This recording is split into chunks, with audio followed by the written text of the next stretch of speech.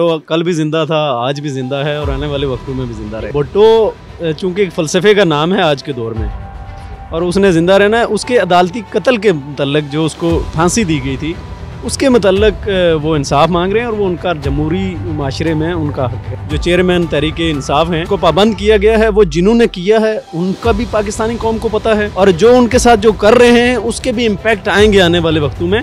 और यूथ जो है उसको सब पता है। वो क्या समझती हैं, इमरान खान बेसिकली कैद नहीं है, वो एक जो तब्दीली की तरफ एक सिमत है उसको रोकने के लिए बंद बांधा गया है। लेकिन अडेला जेल की दीवारें बड़ी कमज़ोर साबित होंगी और वक्त साबित करेगा। इस मुल्क में तो ऐसे ही होना चाहिए कि क्योंकि जब मरेंगे तभी इंसाफ मिलेगा, वैसे तो कोई मुश्किल ही है। अस्सलाम वालेकुम 66 न्यूज़ के साथ मैं हूँ राबिया खान। जैसा कि आपको पता है कि आज सुप्रीम कोर्ट में कुछ मरे हुए लोगों, कुछ जुल्फ़िकार अली भुट्टो साबिक़ वज़ीर-ए-आज़म को इंसाफ दिलाने की बातें की जा रही हैं और जो कि ज़िंदा वज़ीर-ए-आज़म साबिक़ वज़ीर-ए-आज़म इमरान खान उनको जेल में डाला हुआ है। तो आइए हम कुछ लोगों से जानते हैं कि उनका क्या कहना है इस बारे में कि क्या हम इंसाफ लेने के लिए मरना पड़ेगा।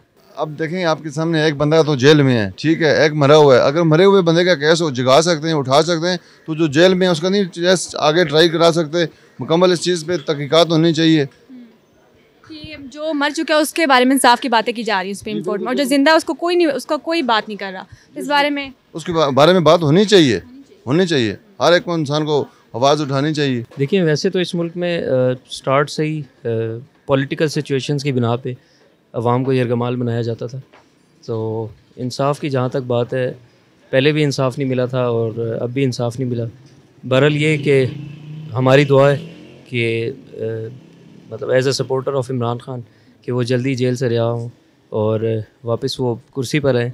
और जिस तरह हम उनको सपोर्ट करते हैं और आपको जिस तरह पता है कि आधे से ज़्यादा पाकिस्तान यूथ उनके साथ है, बच्चा बच्चा उनका नाम लेते हैं।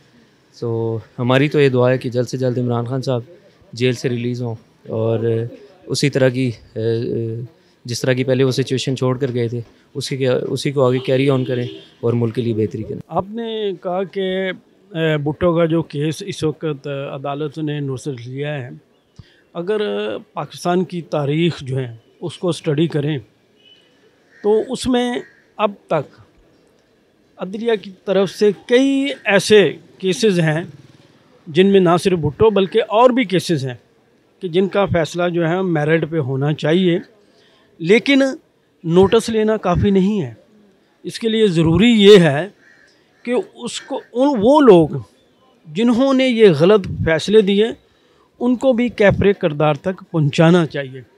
आपने भुट्टो की बात की है, भुट्टो का दौर देख लें तो उस वक़्त इंटरनेशनल लॉबियों ने, गैर मुल्की कुव्वतों ने उनके ख़िलाफ़ तमाम एक माहौल बनाया, जमातों को इस्तेमाल किया और उसके नतीजे में हालांकि भुट्टो के 2-3 काम ऐसे हैं जो उनकी आखिरत संवारने के लिए बहुत ही बड़े हैं। उनमें ख़त्म नबूवत का एटम बम जो था उसका डॉक्टर मोहसिन पाकिस्तान डॉक्टर अब्दुल कदीर खान साहब से एटम बम के हवाले से जो था सिलसिला, तो ये एक ऐसी चीज़ें और दीगर भी ऐसे हैं। आप इस्लामाबाद में देखें, आपको ज़्यादातर जो काम हैं उन्हीं के दौर में नज़र आएंगे।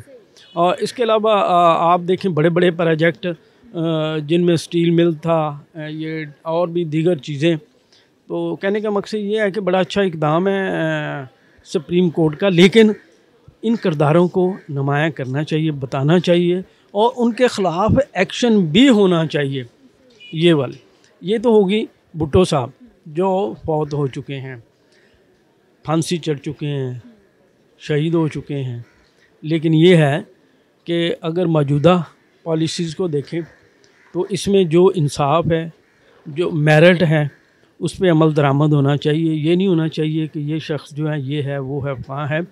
और आखिरी बात यही कहूँगा कि पाकिस्तानी कौम जो है, यूथ जो है, वो उसको हर दौर में यूज़ किया जा रहा है।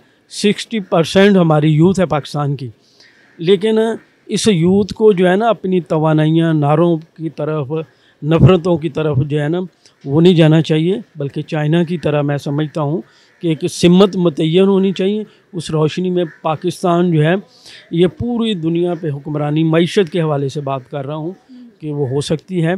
और जो इंसाफ है, जो मेरिट पे बात बनती है वही होनी चाहिए।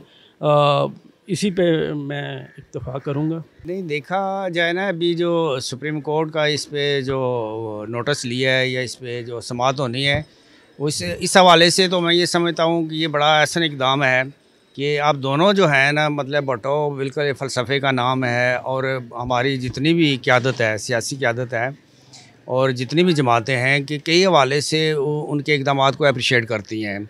और कहा जाता है, हमने जो कुछ पढ़ा है उसमें भी हम देखते हैं कि भुट्टो ने बिल्कुल आवाम को बोलने की ताकत दी, आवाज़ दी, रोटी कपड़े का नारा लगाया। और इसके साथ साथ जैसे जिस कैद वज़ीर-ए-आज़म की बात कर रहे हैं, तकरीबन वो भी उस भुट्टो साहब को अप्रिशिएट करते थे और अपनी तकरीरों में इमरान खान साहब बड़ा उनका जिक्र करते थे। और मैं ये समझता हूँ कि बड़ा ज़बरदस्त ये एक्शन है, इस पर एक जानदार सा फ़ैसला भी आना चाहिए, बेनकाब होने चाहिए वो भुट्टो। देखें, हम समझते हैं सियासी जमात सियासी वफादारी से बालातर हो गए, और हम समझते हैं कि जो हमें पढ़ाया गया है भुट्टो के बारे में, जो हमने देखा है, वो बेहतरीन एक लीडर थे। मुल्क को उन्होंने बड़ा एटमी ताकत बनाया, और बड़े वो एक उन्होंने, और ख़ास कर आवाम के लिए वो बड़ा जो है ना, वो उनके जो मनसूबाजात थे, इक़दामात थे, बड़े पावरफुल थे।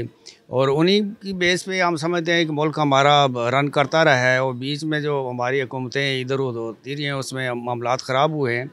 तो जहाँ तक ये कैद वज़ीर-ए-आज़म की बात करते हैं, बिल्कुल अगर मरे हुए वज़ीर-ए-आज़म को इंसाफ देने की कोशिश कर रही हैं अदालतें, तो ये बड़ा नेक शगुन है कि हम तवक्को करते हैं कि जो कैद और जो ज़िंदा है वज़ीर-ए-आज़म, उसको भी इंसाफ मिलेगा। क्योंकि भुट्टो कल भी ज़िंदा था, आज भी ज़िंदा है, और आने वाले वक्तों में भी ज़िंदा रहेगा। फिजिकल जिंदा तो नहीं है ना, ठीक है, वो आप और भुट्टो चूँकि एक फ़लसफ़े का नाम है आज के दौर में, और उसने ज़िंदा रहना है। उसके अदालती कत्ल के मतलब जो उसको फांसी दी गई थी, उसके मतलब वो इंसाफ मांग रहे हैं, और वो उनका जमहूरी माशरे में उनका हक़ है।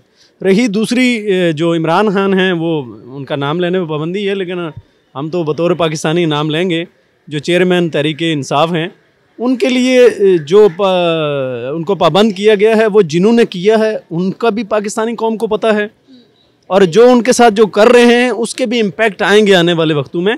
और यूथ जो है उसको सब पता है, वो क्या समझती हैं। इमरान खान बेसिकली कैद नहीं है, वो एक जो तब्दीली की तरफ एक सिमत है, उसको रोकने के लिए बंद बांधा गया है। लेकिन अडयाला जेल की दीवारें बड़ी कमज़ोर साबित होंगी, और वक्त साबित करेगा कि ये इख्तियार पे बैठे हुए फ़िरौन के पुजारियों को ये गलत साबित होगा, उनका ये तजर्बा जो है। इसकी पूरी कौम को अभी समझने की ज़रूरत है। इलामा साहब ने फरमाया है, सबक फिर पढ़ सदाकत का, अदालत का, शुजाहत का, लिया जाएगा तुझसे काम दुनिया की अमामत का। भुट्टो साहब की बात आपने की है। मामला ये है कि हमें अगर अपनी कौम को और पाकिस्तान को तरक्की और खुशहाली की तरफ लेकर जाना है, तो हमारे अदालती जो फ़ैसले अगर गलत भी हुए हैं, लाइल्मी की वजह से, नासमझी की वजह से, या पीछे उनके कोई प्रेशर था, या उनके पीछे कोई इंटरनेशनल मामलात थे जो पाकिस्तान की और उम्मत मुसलमान की खुशहाली और तरक्की को नहीं देखना चाहते थे, उसके पीछे उन्हें गलत फांसी लगा दिया गया। तो मैं तो यही कहना चाहूँगा कि आवाम के सामने सुप्रीम कोर्ट ऑफ पाकिस्तान को उनका जो गलत फ़ैसला हुआ है, अपनी इस्लाह के लिए उनके ऊपर जो एक दाग लगा है उसको हटाना चाहिए।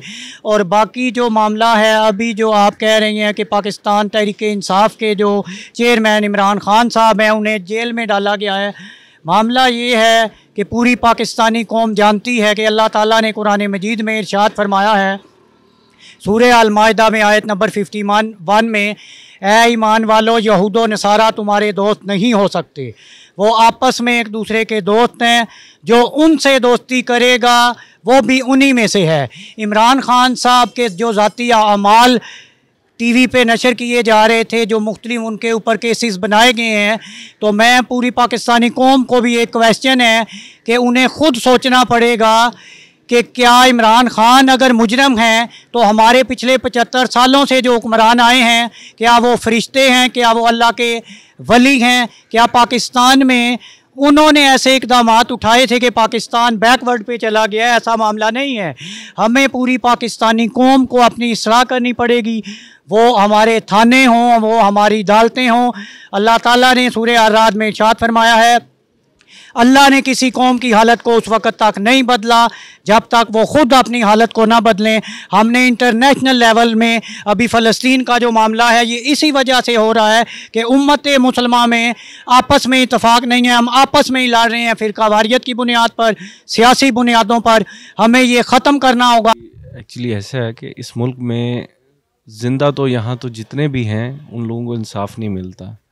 बात की जा रही जुल्फ़िकार अली भुट्टो के हवाले से, वो उसको भी मरे हुए अब कितने अरसा हो गया। जो उसकी जमात थी उसने उसके बारे में कोई आज तक एक लीगली बैटल नहीं लड़ सके वो, और वो भी जाकर उन्हीं की गोद में बैठे, उन्हीं फैसिलिटेटर्स की गोद में बैठे हैं जिनकी बारे में आज कहा जाता है कि ये लोग बड़े अच्छे हैं, बड़े नेक हैं। आज उस शख्स को तनकीद का निशाना बनाया जा रहा है जो पूरी दुनिया में रिकग्नाइज्ड है अपने फेम के हवाले से। अपनी उसने पाकिस्तान की शोहरत बनाई, पाकिस्तान का नाम बनाया, उसको नुकसान पहुंचाने की कोशिश की जा रही। बेसिकली उसको नुकसान नहीं पहुंचा रहे, ये इस मुल्क को नुकसान पहुंचा रहे हैं।